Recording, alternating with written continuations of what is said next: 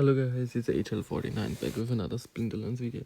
Today, you wanted me to play some Immortalis in the Silver League, and today is the day I'm gonna play some battles with an updated green team. I'm gonna show you the team in a second, but first up, if you like this type of content, feel free to like and subscribe. It would help me out a ton, and I really appreciate the support that all of the latest videos got. Every one of them got over 200 views, and I really appreciate that. Thank you very much. Now let's hop into the cards that I rented, and you're gonna see I only rented for an green team. I also got you some untamed cards if you're interested on how I achieved to put them into the teams, like a Nectar Queen, or you also maybe be interested in how to put in the Beatrix with the new Immortalis. Stay tuned. These are all the cards that are rented to me.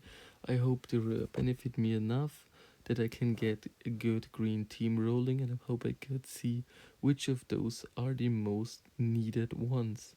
So let's hop right into the video. We have a defend focus, so it's gonna be not that hard to get a few focus points due to the fact we have Queen Missalia that's going to defend us.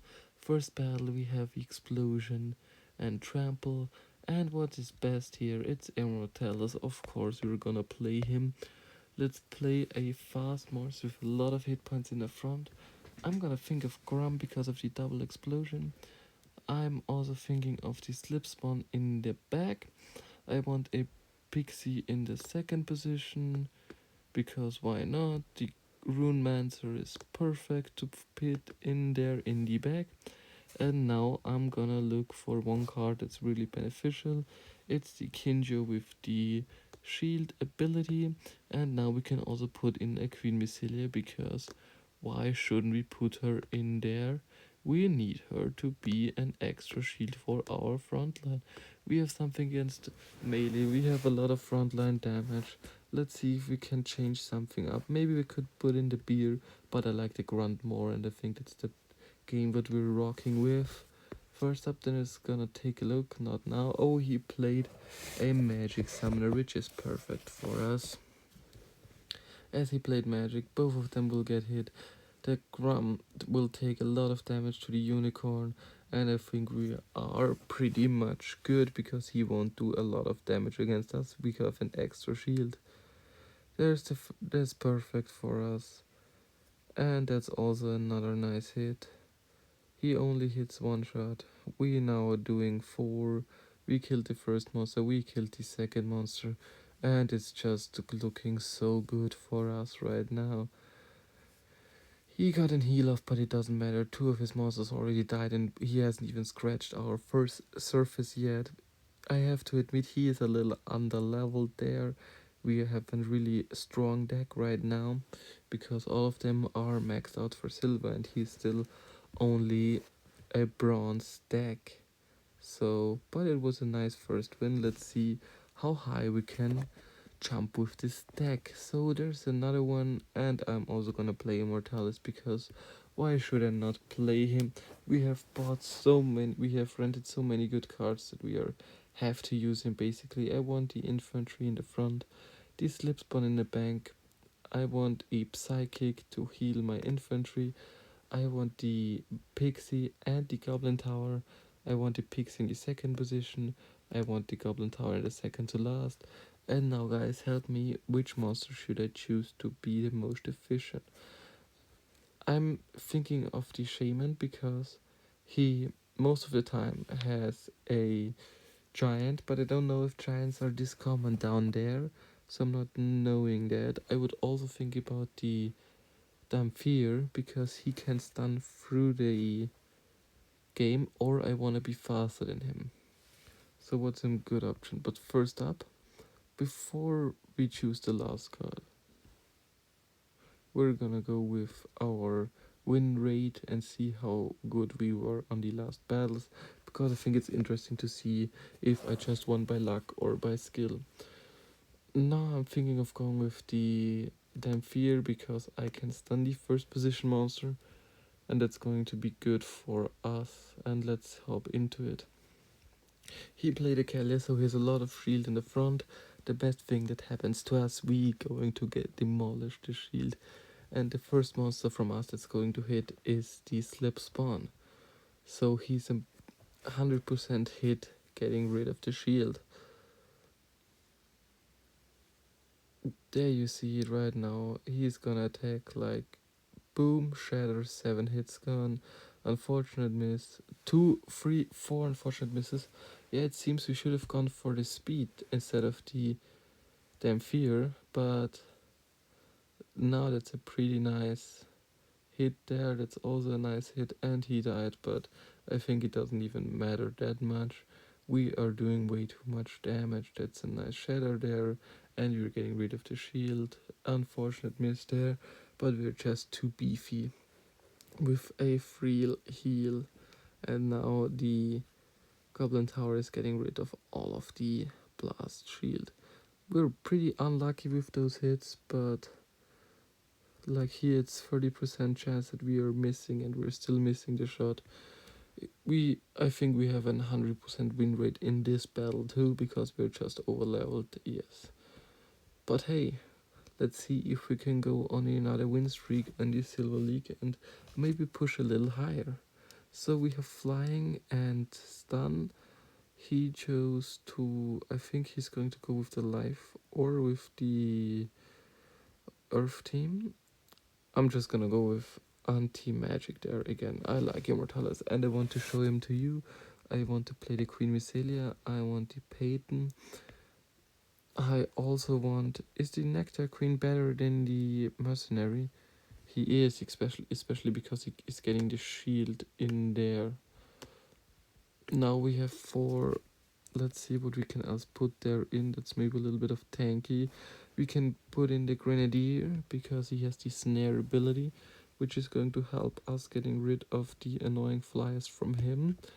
Maybe let's put in the Psychic to keep our frontline alive a little longer. And if he has something in the back, I'm going to go with the Morphoid to get rid of the shields. And let's see how it's going to turn out. We have something against magic, we have something against melee. We don't use a lot of magic. He probably has the first position format. Oh no, he doesn't. That's an interesting choice. He has pretty much bad luck because he's going to die in the second turn. The Grenadier is going to anti-fly the Deceiver, and we're pretty good, I think. That's some perfect snare. The Shatter helped us out a lot. He missed, unfortunately, otherwise the Sandron would have been dead already. But we have 2 flyers in the front. Our Nectar Queen is doing way too much damage. And it's in GG's. Well played.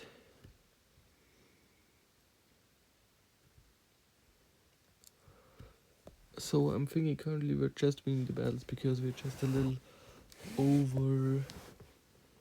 Like we have better cards than them. Here I'm going to go for a Kalia because I think he is decent. I want a Sapropod, I want a Tidebiter, double sneak, heal, and now let's see what we can put in there. Let's put in the Sim Hunter for some extra damage and let's see how it's going to turn out. Let's go to battle history, upgrade it a little bit. Come on, reload, please, thank you very much. Oh, we lost. GG's. I didn't want to spoil you the loss, but there you have it. He played in a really solid team with a lot of magic damage in the back. I'm just curious. I just want to know something because I want to get better every battle if we change it up like this. Yeah, if we played the Zenith Monk, we would have won this to 98%. So, it's in GG's. Well played. You got me there, but I knew my mistake, and next time I will change it up to be sufficient in beating you. There we have Magic Reflect and True Strike. Personally, I don't want to play the Immortalis. I think the Shadow ability can get us really ahead. But let's first look at what he can play with the fire team. Does he have a lot of shield? He does not have a lot of shield in the fire team. And in the green team, obviously he doesn't also have any lot of shield either. But let's just play Immortalis. I love him. I want the infantry. I want the pixie. I want the goblin tower, slip spawn, and you guessed it, I'm also playing Queen Mycelia. And now, what do you guys think I should play? I personally am thinking about the psychic, because if he doesn't have an amplify, which hopefully doesn't, all of our magic damage isn't gonna go backfired at us because we're doing 2 less magic damage, and with the void ability we're not gonna hit ourselves. We can change up the goblin tower for a monster with 10 mana. Do you want that? Actually not. Actually I wanna play it like that. And let's see, he played a tower, so we are completely fine. He doesn't have anything against magic normally, and he even has a low mana match. He's not doing enough damage to go through us. That's also in GG's. Well played. That's a really nice shadow there. There you see, we're reflecting it back. We're reflecting heavy damage back, but he isn't doing a lot of damage. That's a big shadow from him, and we are not getting any reflect damage because he's missing the amplify, and we got it. That's really nice that we can only do this in the Silver League. Unfortunately we lost one monster, but now you're gonna see a big shadow there, which was basically very awesome. And that's all the battle, and it's also in GG's. Well played. I think we'll play like 2 or 3 more battle depending on how I'm feeling. There's no shield and arrows, so I'm gonna play the Immortalis. Of course I do. I want the Morphoid in the back. We have no shield, but we need an amplify. I maybe want a... No, he has too much mana. That's not good for us. Let's put the Hill Giant, because he's such a beefy monster. Of course we want to take the Fiend as an extra defense. Those 2 we can also put in there, just in case we need them. And now we have 3 mana left. What do we want to do, put in with 3 mana? I'd actually love to play an amplify monster, but we don't have any. Like, let's see, 3 mana and 2 mana.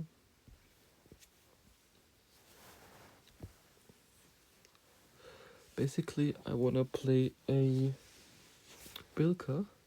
I'd love to have him leveled up, but I unfortunately don't have him leveled up. That's why I'm gonna play a normal one, and let's see how it's going to turn out. He played anti-magic too. I think we though have the better anti-magic. He has an thorns in the front. The thorns, those 2 won't do 1 damage. He's doing 2 damage a turn. He's way too weak to get us to an severe point of damage. That's why we are going to win this with ease. There you have it. So 6, he's going to go through them. The 4th is gonna hit him 2, and now it's like 4, and he's slowly killing himself. Our Venari Scout is still dying, but we still have 3 monsters left. And that's also NGG's. Well played. I think we are a little bit over leveled right now. We have to do this experiment tomorrow if he is on level. There's the cripple ability. Of course we're playing the Thaddeus, we're playing the Vindico in the front. I want a stunner. I want a Riftwing. I want a Shatter, but I'm basically taking him for the archery damage. I can play the Bonesmith, like there. And he has no ability of playing a sneak monster. We still can output a little bit more damage. I would love to play the Arachne Fog, but we are 1 more mana to hide it, so I'm gonna choose the Setter Snitch in the 2nd position. Hopefully he doesn't have a sneak monster. If so, our Wielding Warrior is going to get attacked. If he plays an that badger, it would be pretty unfortunate for us, but I don't think he will though. He played even a level 2 one. Let's see, he played a fiend in the front, which is pretty strong play from him, because now one of our magic monsters, like he is, oh no, he's attacking first. The good thing is right now, if we get a stun from our, so he's gonna, just to clarify, right now he's going to attack first because he's in higher level. He's also higher level, so those two, he will not attack in the first turn. He will attack in the first turn and take out the corpse fiend. Then the Wendeco is getting 1, 2, 3, 4 damage. So he has 5 hit points left in the second round. And I think we will be fine by killing him, because unfortunately there was no stun. But we have the same amount of hit points right now. He will attack first, of course. Our cursed Wendeco is going to kill himself. But we are now even and we are doing more damage than he does.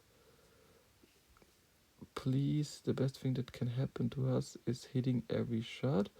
Now we are still equal in health points and we are doing the same amount of damage as soon as we don't miss, and he gets a miss, and now I think we are winning this battle.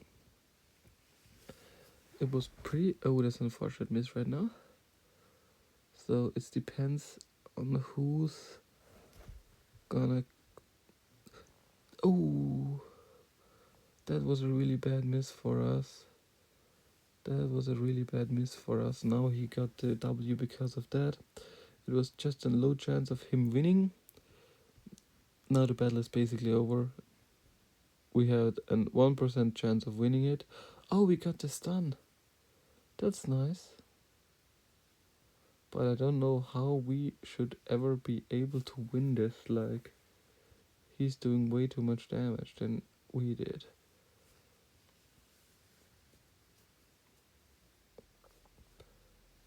So he's having 2, 3. We're having 3, 2, 1. Now he's going to attack first, and then that's why we win it, because now he doesn't do enough damage to get us killed. That was such a lucky one. And I don't think I want to end it on a really lucky battle like this one. I want to take another one and get to silver 1 at least. We had a really low chance of winning this. I don't even know what else we could play. Maybe except the status snitch and the warrior. Maybe changing the bonesmith with the revealer. Like this. Getting the in the second position. And that's all we could change. To be fair, let's maybe do it like this. Yeah, that would have been a better opportunity, but still a low chance of winning. So we're gonna end it off with an enrage battle. Hopefully we are able to play to get to silver 2. In enrage battles, basically I like to play a lot of opportunity attacks to get the weakest monster out. I want the Tenny Striker and those two in the back. I want the Void Dragon in the front because he's such a fast monster. An extra backline defense, and now we have 5 mana left. He's not gonna get the benefit of enrich. Let's just go through it. 5. What do we have something with 6 that's worth playing? We have not. Let's do the 5 and see what we can change it up with. Not really. I think I thought about the brood, but the basilisk has 4 health. The brood has 5 health, so it would be a viable option. And I'm gonna choose that E1. And now let's hop into the battle and see what's going to turn out. He played a Tarsa as expected. Unfortunately, I have my Tarsa not leveled up. If we get lucky, we get a lot of misses. Oh, the living lava is gonna good for us. It's gonna be very good for us that the Dragon Whelp is gonna kill his.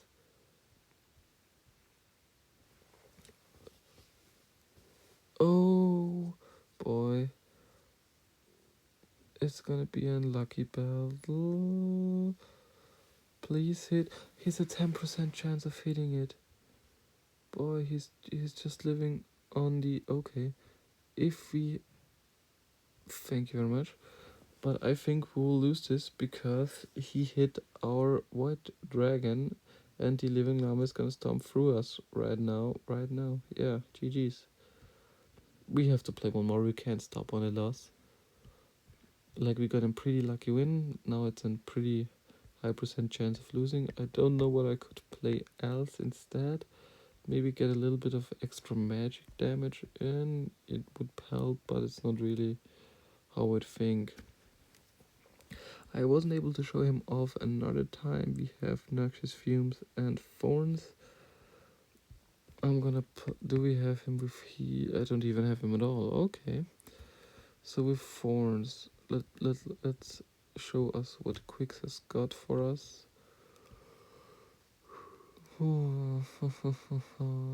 High health monster. Amplify. Shield and thorns. Backline. Damage. So I wouldn't play the lineup like, oh, we have just too much mana, that's why it didn't work. So I'm not gonna play this team, I'm gonna play a Wraith. I want a really good frontline tank with low mana, and I think I'm gonna choose. I'm definitely gonna play the monk in there. I'm gonna play a healer in there. I want the Blossom and the Ign Hl04. You are going to be my tank, and now we have 5 mana left. Let's just be funny and put a stun in there, because it still has 5 hit points for 5 mana. And I basically wanna play you in the first position, the Blossom in the second, the healer all the way in the back, and I wanna play it like this.